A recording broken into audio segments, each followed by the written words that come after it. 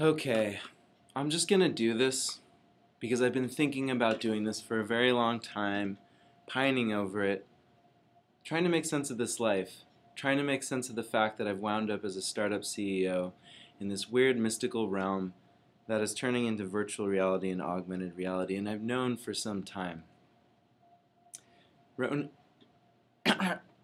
My voice cracks right at the prime moment, damn it. How many times do I have to record this? Okay, I'm just gonna roll with it. Rony Abovitz. I've been wanting to make you a video for a long time. Obviously, I'm being a little bit self-aware because, well, I look up to you a lot, and I have for a long time.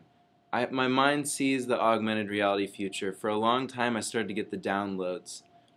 Usually when I was in sort of a meditative state of mind, I'd start to realize, like, oh man, you know, at the time I wasn't thinking about it in terms of light field technology. I was thinking about it as like a graphene layer in front of a clear lens, you know, which would be essentially like transparent, I mean, like one-dimensional.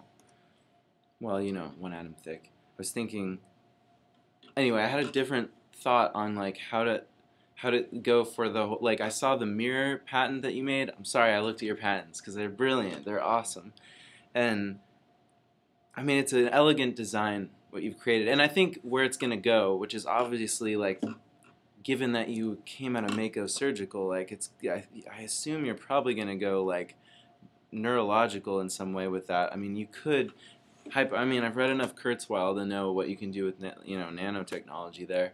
I mean, I'm talking way long roadmap. But, I mean, you have, like, you got the skills at your disposal, the people, like, you're... Okay, so here's roughly where I'm at. I was working at Amazon.com. Why am I just assuming that you actually want to listen to this? I'm sorry I'm like sending you this long message, but you probably get a lot. I'm sure, like, man, I had the impulse to contact you like probably 2 years ago. When I first saw the TEDx, or I don't know, it was like a TED Talk or something. Because I was looking into this, I was like, who else is like looking into this space? I left my job to start 3D product imaging. It was called at the time, which now we changed to Prismic. I'm sitting in my office. It's like 9:30 p.m., 9:40 p.m. on a Friday night. And I'm stressed out, but I'm just like trying to, you know, that point in the whole... Remember when you were younger and you like started that first Mako Surgical? I read up on it. Like you went through a tough time. I'm probably going through that time right now. Like where your whole, who you are as a visionary. You see visions. You see like solutions constantly. Like you see, and once I got into the augmented reality thinking zone, I started to see so many things. Like just, I mean, well, first of all, there obviously eventually has to be like a really rad distributed streaming service, but I mean, I think about like where you know, imagine people walking around with stuff floating above them to kind of, you know, that only certain other people can see. It'll be a whole socially networked environment, but like I imagine, you know, all the fun applications. Like, could I please be the guy to make the dance application on the sidewalk where you're like, the sidewalk's all like ding ding ding, it like has different sounds and it lights up, and you know, based on like a crowd, you designate, you could have like sidewalk dance, or imagine if people were just dancing down the sidewalk because they were in an augmented reality, like a collaborative zone where you could see.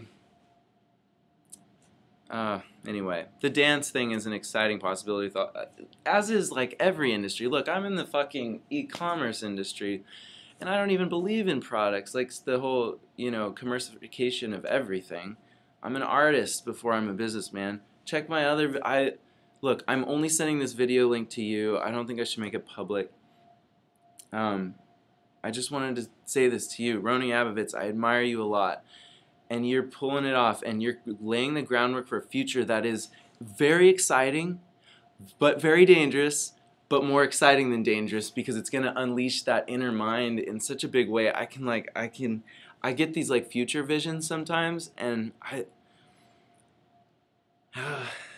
this is the way that we make I get it, magic leap, and I see it, and I love that you named it that, because, and I just hope, look, my deepest hope, Rony Abovitz, you stand at like the precipice of such a powerful technology.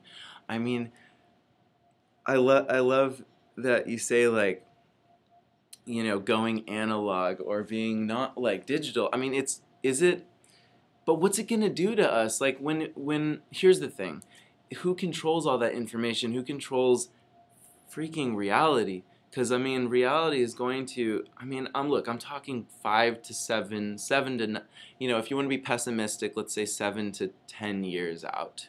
But let's be more realistic. In 7 years, a shit ton of people, like the smartphone is a dumb old thing. Screens in general, ridiculous. When you can do the whole thing inside, I mean, you're gonna interfaces everywhere, like, but you could get minimalistic about it. I mean, imagine we're like survivalists in the jungle and we can see what plants we can eat, what we can't eat, that there's like a dangerous animal 500 feet away. And, you know that via, you know, you have a couple drones like scouting out in front of you. I don't know. Whatever. There's a lot of crazy things you could do, like awesome stuff. But it's all going to involve that augmented reality interface and being able to see things embedded in your reality. It could enhance people in a lot of ways, and it gets into the space of this sort of like, what is it, posthumanism? What a really cool writer. Actually, hang on a sec. This is in my backpack, actually. Yeah, here we go. Yeah, so just got through this guy, you know, talks about that transhumanism, and it's like, sorry, you might not even be, like, I'm sorry I'm just like jumping and launching into thought zone with you, but anyway, there is a moral aspect to this that we have to think about. Everybody in this industry, I don't want to be if I'm going to be in e-commerce any longer, like, it's only because I worked at Amazon, so I had an expertise in it, so I figured I could, in the beginning, I built this business which was going to be about three-dimensionalizing retail products. So I went out and learned, like, what's the best 3D scanning tech out there, and tried to, like, figure out a workflow to get this stuff, like, hyper-realistic products done, and so that you could have a you know, at Amazon I learned about, like, the shift in conversion. If you, like, make a product more real, like the experience more real online, like, it's obvious that it does that. I mean, duh. You go in a store. Anyway, with virtual and augmented reality, the in-store retail thing's obviously even obsolete. Well, or it could evolve first. I digress. I'm sorry. It's going to probably be like, in the beginning, I mean, once virtual reality and augmented reality hit hard, but I mean, it's gonna, there's the health concerns to address in that sort of V1, but I do think adoption is hardcore there in 5 to 7 years. I'm talking too fast. I'm sorry. I'm probably a little nervous. I should probably play a little guitar to chill out so I can just hang out across. You know what? I wish I could have sent you a hologram, because, like, that would have been legit. I was thinking I didn't want to send you something until I could legitimately send you a hologram. And I think I might get the chance really soon. HoloLens they have a studio. Look, HoloLens.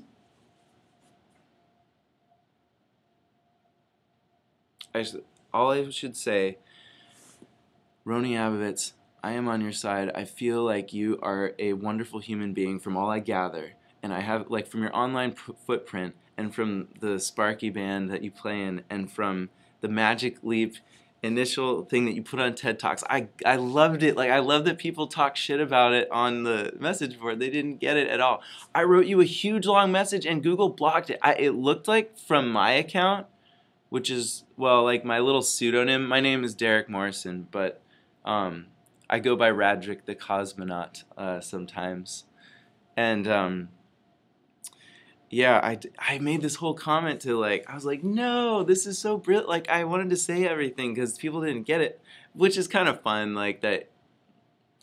Anyway, it was with, you showed it all, like, it was hilarious too, like, with the camera on the nanobot, and, like, the, you know, the just flying through the neurological system, and it was cool. I loved how you.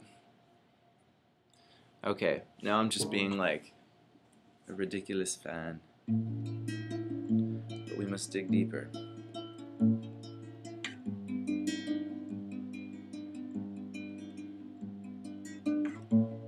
Alright, I'm gonna slow down my blabbermouth for a second. Just just say that I think we're on this very interesting and mystical journey.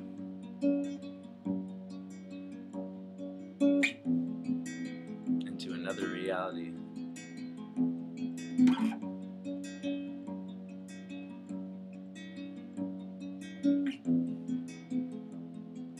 Could honestly be spiritual in a way.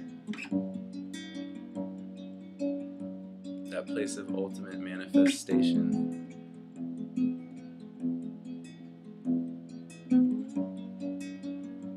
I'm excited for that.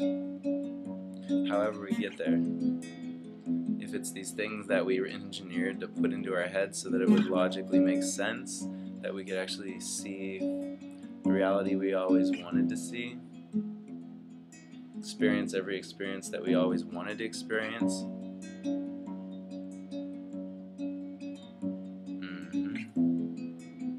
I guess we're writing the story. So I jump into this story with you.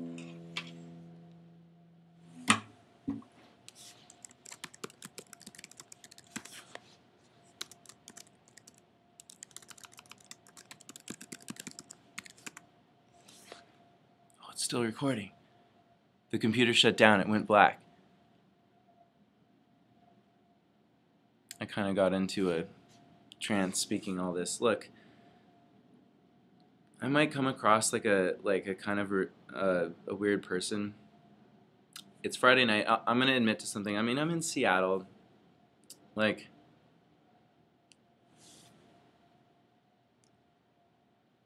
I think I've just been nervous to send something to you because it has to be perfect and it has to, like, I'm just some, like, I feel like if you would take a meeting at some point, I would fly down to Florida in a heartbeat.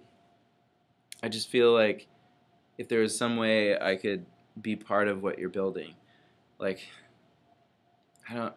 I would give up like this whole startup thing just to like be able to create in that augmented reality with you guys, like that, like what I see and what flows through me constantly. I wish I could manifest in that that space, and I could imagine it. It could be painted and templated, and we could take clouds and we could make really, I mean, you could have people. Okay, first of all, we need to invent the clothing that like has I'm thinking like little, I mean, basically think about tracking beads, the way, in a mocap room.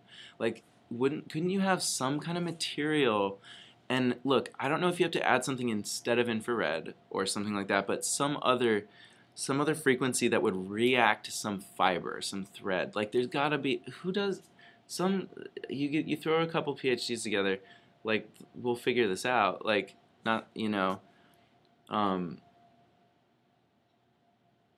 man. Anyway, not that I'm a PhD. I'm a pretty hilarious dude, but that is different than what I was saying.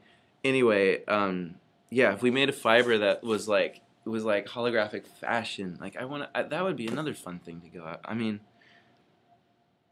anyway, there's so many things to say, but